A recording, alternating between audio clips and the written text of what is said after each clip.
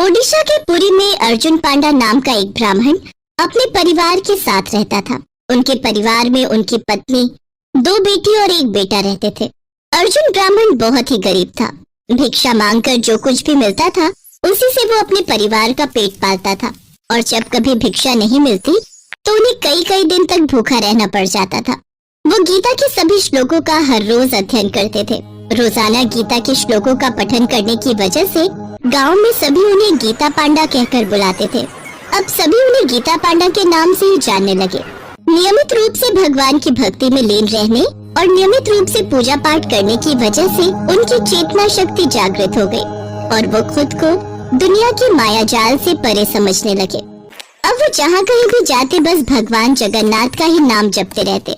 भिक्षा मांगते हुए वो कहते हैं, भिक्षाम देहि, भिक्षाम देहि। ये लीजिए।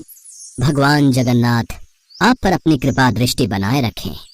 भिक्षाम की वजह से ही किसी तरह उनका घर चल रहा था। एक रोज पूरे नगर में अकाल की स्थिति पैदा हो गई। लोग दाने दाने को मोहताज हो गए, जिस वजह से गीता पांडा को भी मुश्किल से ही भिक्षा मिल पाती।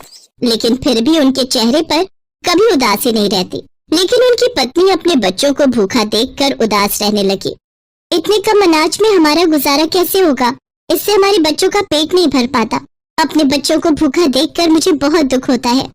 तुम उदास मत हो, एक रोज जगन्नाथ भगवान सब ठीक कर देंगे। गुस्से में उनकी पत्नी वहाँ से चली जाती है। ऐसे कुछ दिन बीतते हैं।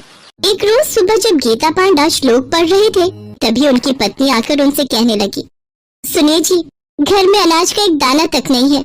हम तो भूखे रह लेंगे, लेकिन हम अपने बच्चों को कैसे भूखा रखें? तुम व्यर्थ ही चिंतित होती हो भाग्यवान। हमारा भरण पोषण भगवान स्वयं करेंगे। भगवान की भक्ति करने से कुछ नहीं होता है, थोड़ी मेहनत भी करनी होती है।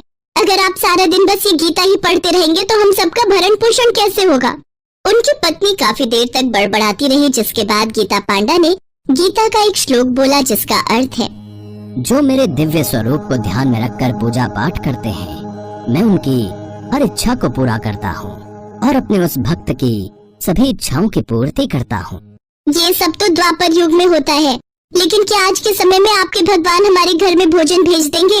और आपने इन सब चीजों का त्याग नहीं किया तो आप बेवजह ही अपनी और अपने परिवार की मौत का कारण बनेंगे। तभी उनकी पत्नी ने तालपत्र में लिखे श्लोक के ऊपर 3 लाइनें खींच दी। पत्नी के इस व्यवहार से गीता पांडा क्रोधित हो गए। एक भक्त के सामने उसके भगवान की अवहेलना हो, ये एक भक्त को कतई पसंद नहीं।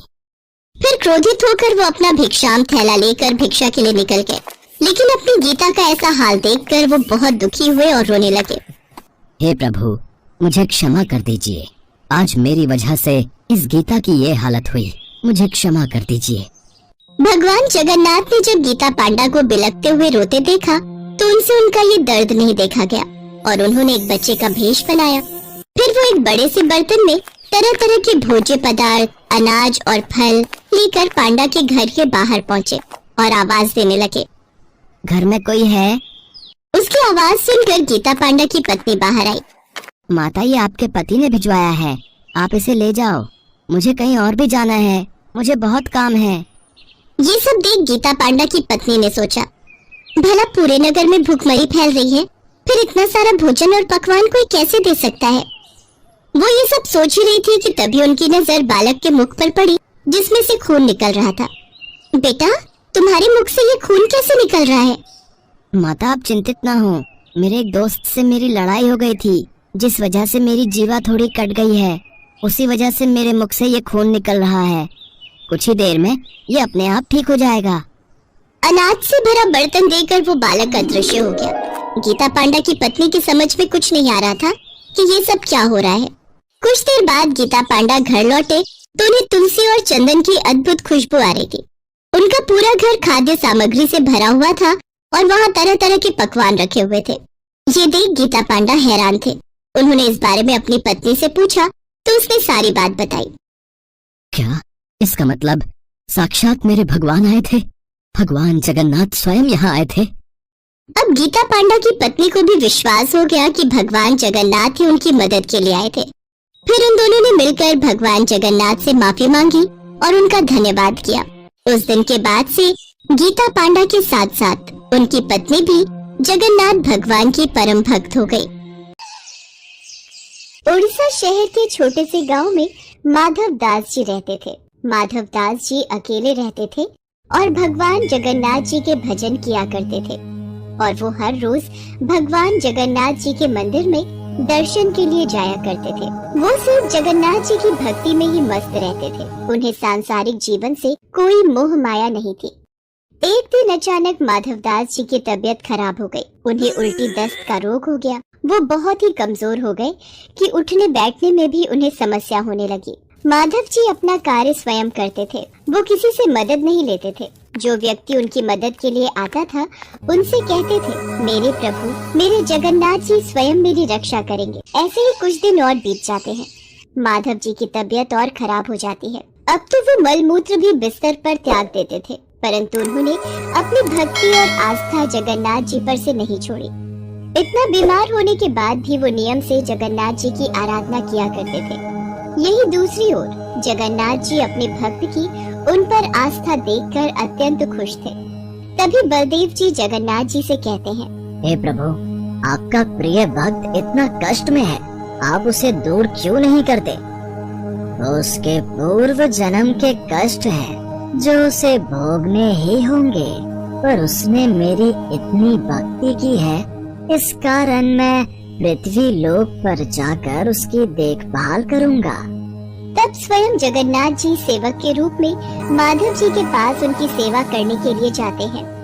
वो माधव जी की बहुत सेवा करते हैं और उनके गंदे वस्त्र भी भगवान जगन्नाथ जी अपने हाथों से स्वयं साफ किया करते थे और उन्हें स्नान भी कराया करते थे। भगवान जगन्नाथ जी की सेवा से जब माधव दास जी स्वस्थ हुए और उन्हें होश आया, तब भगवान जगन्नाथ जी को उनकी सेवा करते देख वो तुरंत पहचान गए, ये मेरे प्रभु ही हैं। देखो माधव, मुझसे भक्तों का कष्ट सहा नहीं जाता, इसी कारण मैं तुम्हारी सेवा करने के लिए स्वयं आया हूँ। और जो पूर्व जन्म के कष्ट तुम्हारे भाग्य में लिखे हुए हैं, वो तो तुम्हें भोगने ही पड़ेंगे। अगर उस कष्ट को इस जन्म में नहीं भोगोगे, तो तुम्हें फिर से एक और जन्म लेकर कष्ट भोगना पड़ेगा। मैं नहीं चाहता था कि मेरे भक्त को उसके पूर्व जन्म के कष्टों के कारण अगला जन्म फिर लेना पड़े। इसलिए माधव, मैंने तुम्हारी सेवा की। अगर फिर भी तुम कह रहे हो तो मैं अपने भक्त की बात नहीं टाल सकता।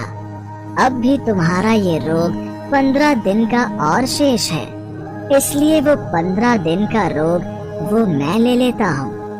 15 दिन का वो रोग जगन्नाथ प्रभु ने माधव दास से ले लिया। तब से भगवान जगन्नाथ जी 15 दिन के लिए बीमार रहते हैं। तब से आज तक हर वर्ष से यही चलता आ रहा है। ज्येष्ठ पूर्णिमा को भगवान जगन्नाथ जी को ठंडे जल से स्नान कराया जाता है। इस स्नान के बाद भगवान को बुखार आ जाता है। 15 दिनों तक भगवान जगन्नाथ जी को एकांत में एक विशेष कक्ष में रखा जाता है, जहाँ केवल उनके वेधा और निजी सेवक ही उनके दर्शन कर सकते हैं। इस दौरान भगवान जगन्नाथ जी को फल के रस, औषधि एवं दलिये का भोग लगाया जाता है और रोग मुक्त करने के लिए उन्हें काढ़ा भी पिलाया जाता है। भगवान के स्वस्थ होने पर अपने भक्तों से मिलने रथ पर सवार होकर निकलते हैं, जिसे रथ यात्रा कहा जाता है। इस रथ यात्रा में भगवान जगन्नाथ जी के साथ साथ उनके भाई और बहन भगवान बलदेव और देवी सुभद्रा की भी रथ यात्रा निकलती है। रथ यात्रा प्रतिवर्ष आषाढ़ मास के शुक्ल पक्ष की द्वितीय तिथि को निकलती है।